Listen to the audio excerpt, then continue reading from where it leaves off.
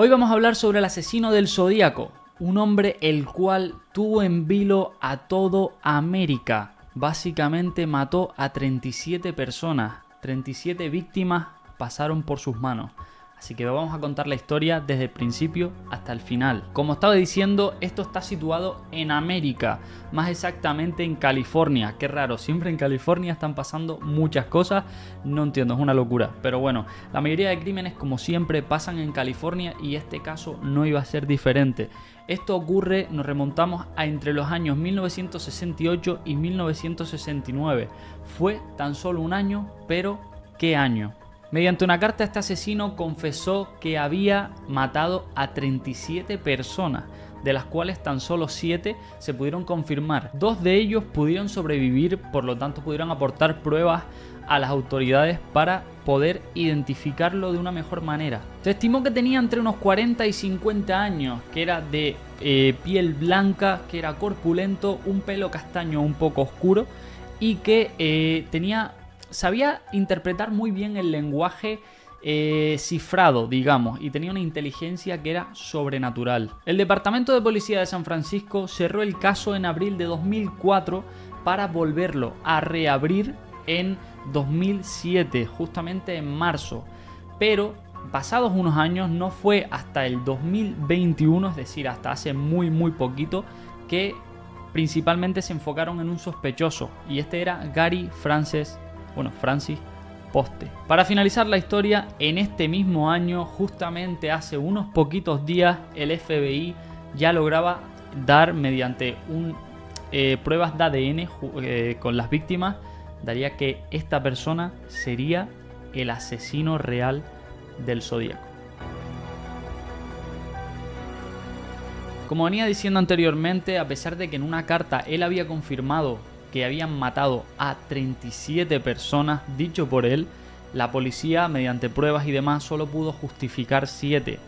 Y de esos 7 son de los que vamos a hablar hoy. Para todo esto ya nos remontamos al 20 de diciembre de 1968, en la ciudad de Benicia, en California. Betty y David, lastimosamente, serían las primeras víctimas. Ellos, en su primera cita, porque estaban celebrando su primera cita, digamos, tenían pensado ir a un concierto, pero de camino se pararon a visitar a un amigo y comer algo en un restaurante de carretera. Sobre las 10 de la noche aproximadamente se pararon en un lugar de camino a el concierto para descansar, no sé si para echar una cabezadita o para qué, y seguidamente se aparca un coche justamente al lado de ellos. No se sabe si discutieron o si hubo algún tipo de percance entre ellos. Lo único que sí se sabe es que a él le disparó una vez en la cabeza, matándolo instantáneamente, y a ella le dio 5 disparos en la espalda, la cual intentó huir, pero sin éxito. Sus cuerpos fueron encontrados un par de minutos después por una vecina de la zona donde ocurrió el crimen. Enseguida vino la policía y demás, pero al investigar todo no encontraron pruebas suficientes para poder incriminar a nadie. No fue pasado hasta 7 meses después de este crimen que fue a por más. Estos dos asesinatos se parecen bastante, tienen muchas cosas en común. En este caso, Michael y Darlene se encontraban estacionados y él aparcó justamente al lado para seguidamente irse nuevamente. Y a los 10 minutos más o menos volvió y aparcó justamente detrás para que no pudieran huir. El asesino se acercó por la ventanilla, les apuntó y disparó a matar. A ella la mató, pero no instantáneamente. Fue declarada muerta en el hospital y él sobrevivió a pesar de recibir 3 disparos. Uno en la cara, otro en el cuello y otro en el pecho. Al día siguiente por la madrugada, él mismo, mediante una cabina telefónica, llamó por teléfono a las autoridades, es decir, a la policía, y declaró todo lo que había ocurrido. Es decir, dijo que había matado, o sea, que había sido el encargado de matar a los 2 anteriores y a estos. Pero claro, la policía rastreó la llamada y cuando llegó al lugar, ya él no se encontraba allí. El 27 de septiembre de 1969 llegaría sus siguientes víctimas. Siempre ataca de 2 en 2, no sé por qué, pero bueno, si se fijan, siempre ataca de 2 en 2 o parecido. En este caso serían Brian y Cecilia. Las víctimas se encontraban merendando en un río cercano y él apareció, pero esta vez cambió su modus operandi. Esta vez iba como disfrazado, digamos, iba como una especie de pasamontañas con los dos agujeros en los ojos, un pasamontañas de toda la vida, y tapándose el rostro. Lo que prosiguió a hacer es acercarse a ellos con una pistola, apuntándoles y diciéndoles que es un convicto fugitivo de la prisión y que necesitaba su coche para huir a México. En sus manos, aparte, también tenía una cuerda de estas que se usan para tender la ropa, y lo que hizo fue empezar a atarlos por las manos para que no pudieran huir. Brian en principio se pensaba que simplemente iba a robar el coche y se iba a ir, pero no fue así. El asesino sacó un cuchillo y los apuñaló a ambos. Este asesino se caracteriza por dejar siempre mensajes en clave, por eso se llama el asesino del zodíaco, porque dejaba algo cifrados, mensajes cifrados, los cuales eran muy complicados de descifrar. Y uno de ellos fue en el coche de Brian. Cuando los apuñaló, se fue directamente al coche de Brian y escribió la frase que tenéis aquí ahora mismo. Un poco rara, la verdad. Lo que no se esperaba el asesino es que Brian sobreviviera a todas las puñaladas que le dio y pudiera contar toda esta historia a la prensa. Fue tan solo 2 semanas después de este último asesinato. Si se fijan, están pasando las cosas muy correlativas, es decir, una tras otra. Solo pasan unos pocos meses como mucho. En este caso pasa con un taxista. El asesino se mete en el coche del taxi y le dice que lo lleve a las calles Washington y Maple. Sin embargo, hay algo que se escapa porque no se sabe muy bien por qué el taxista se saltó estas calles y finalmente lo dejó en otra calle. Seguidamente de esto, el asesino le disparó en la cabeza al taxista, agarró las llaves del coche, le robó la cartera y, no sé por qué, le quitó la camiseta. Todo esto fue visto por 3 jóvenes que estaban al otro lado de la calle y pudieron notificar a la policía, la cual llegó en apenas pocos minutos y ellos le dijeron que el asesino seguía cerca. Hay algo muy raro en toda esta investigación y es que uno de los policías estaba de camino hacia la zona del crimen cuando llamaron estos jóvenes. Pues por radio se escuchó como que estaban buscando a una persona de piel negra, ¿vale? Pero resulta que él, de camino a la escena del crimen, vio a un hombre blanco caminando por la acera, subir una escalera y meterse dentro de una casa. No hizo mucho caso, entonces no se paró a hablar con esa persona, ya que estaban buscando a un hombre negro, afroamericano. Pero cuando llegó a la escena del crimen, que esto es lo peor de todo, le dijeron que realmente estaban buscando un hombre blanco. Es decir, acaba de pasar por al lado del asesino, se dieron cuenta, pero cuando volvieron ya el asesino no estaba ahí.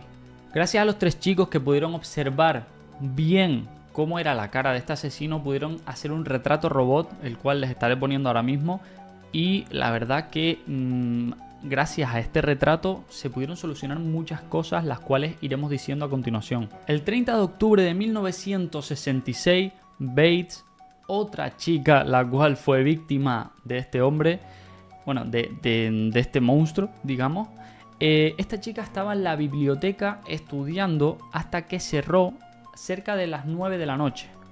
Cuando salió se ve que se encontró con él, porque hasta el día de hoy no se sabe cómo hacía este asesino para poder elegir a las víctimas. Es decir, yo creo que lo hacía de forma aleatoria o se encontraba en una situación en la cual sentía envidia o de algún tipo de forma, pero hay algo raro detrás. Los vecinos informaron de que escucharon gritos cerca de las 10:30 de la noche, justamente cuando ella salió a las 9, pasó un rato y cerca de las 10:30 fue cuando los vecinos llamaron a la policía y le dijeron que estaban escuchando gritos. A la mañana siguiente fue cuando encontraron muerta y brutalmente asesinada, acuchillada y de todo un poco a esta mujer. Lo peor de todo esto es que un mes después de este último asesinato, la policía recibiría una carta, otra más, la cual decía que este no sería ni el primero ni el último asesinato que haría.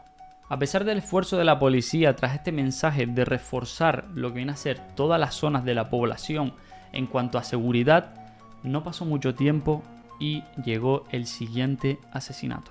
Donna era una enfermera que trabajaba en un hotel y casino llamado Sahara Tahoe. El 26 de septiembre estuvo trabajando hasta las 2 de la madrugada y a partir de ahí nunca más se supo de ella. A la mañana siguiente, después de reportar su desaparición, fueron a su oficina, la cual estaba su uniforme y unas zapatillas manchadas de una especie de barro. Su coche estaba como tan normal en su zona residencial y su apartamento estaba completamente limpio.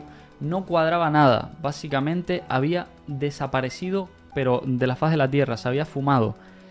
Sin embargo, el casero de ella, del apartamento, y su jefe estaba recibiendo llamadas anónimamente diciendo como que ella, Donna, se tuvo que haber ido de la ciudad, es decir, se tenía que ir de la ciudad debido a situaciones personales. Pero lo que no se sabe es que ella no volvió jamás y más nunca se supo nada de ella. El 1 de agosto de 1969, 3 cartas llegaron a la prensa local, en la cual describía unas ciertas palabras las cuales habría que descifrar. Estas cartas, como todas las que enviaba este asesino, venían selladas con su símbolo característico. En esta carta reconocía haber hecho 3 de los asesinatos que hemos nombrado anteriormente. Y aparte de esto también puso una serie de caracteres, que en total eran unos 408, que si lo descifrabas daba un mensaje el cual se supone que desvelaba su identidad. Junto a estas cartas también envió un mensaje el cual decía que si no se publicaba en primer plano en ese mismo fin de semana, es decir, la noticia en cada periódico en primer plano, mataba a otras 12 personas. Una semana después, un matrimonio de California lograba descifrar lo que ponía en dicha carta. Y era lo siguiente: me gusta matar gente porque es mucho más divertido que matar animales salvajes en el bosque. Porque el hombre es el animal más peligroso de todos. Matar algo es la experiencia más excitante. Es aún mejor que acostarse con una chica. Lo mejor de todo esto es que, cuando me muera, renaceré en el paraíso y todos a los que he matado serán mis esclavos. No os daré mi nombre porque tratarán de retrasar o detener mi recolección de esclavos para mi vida en el más allá. Seguidamente de esto, el 8 de noviembre de 1969, recibirían otra carta, la cual también estaría cifrada y, por supuestísimo, la tenemos ya descifrada, y decía también lo siguiente: espero que se estén divirtiendo mucho en tratar de atraparme. Ese no era yo en el programa de televisión, lo cual dice algo sobre mí. No tengo miedo de la cámara de gas porque me enviará al paraíso más pronto, porque ahora tengo suficientes esclavos que trabajan para mí, donde todos los demás no tienen nada, así que tienen miedo de la muerte. Yo no tengo miedo, porque sé que mi nueva vida será fácil en el paraíso de la muerte. Y estas 2 cartas, seguidas de muchas otras, pero en definitiva, la historia es muy larga. Y el resumen es que estas fueron las más perturbadoras que se recibieron. Como decía antes, hace muy poquito, justamente hace unos pocos días, fue declarado culpable ya un asesino, y fue Gary Francis Poste. No podría ser condenado ya que él falleció en 2018. Y todo esto fue gracias a una de las fotos que él tenía. Y es que se le ve con una cicatriz la cual concuerda perfectamente con el retrato robot que se le había realizado muchos años atrás. Además, también aparte de esto, en una de las cartas había como una especie de mensaje oculto que decía: así que tienes que saber el nombre completo de Gary para encontrar estos anagramas. No creo que nadie haya descubierto otra forma. Y nada, así termina este caso. Simplemente es un caso que pasará a la historia porque es súper siniestro. Y imagínense, desde el año en el que empezó, en 1960 y algo, hasta día de hoy, 2023, hasta hace poquitos días, es cuando ha seguido dando bombo. Esto para que vean la magnitud de las historias que podemos escuchar por ahí, y de asesinos en serie o de lo que sea, la cantidad de años que puede durar en solucionarse. Sin nada, si les gustó, simplemente dejen un pedazo de me gusta, suscríbanse al canal que me ayudaría muchísimo, y pongan sugerencias en los comentarios de otros temas a tratar que quieran que hable, me informe y demás. Yo me despido, nos vemos en el próximo vídeo. Chao, chao.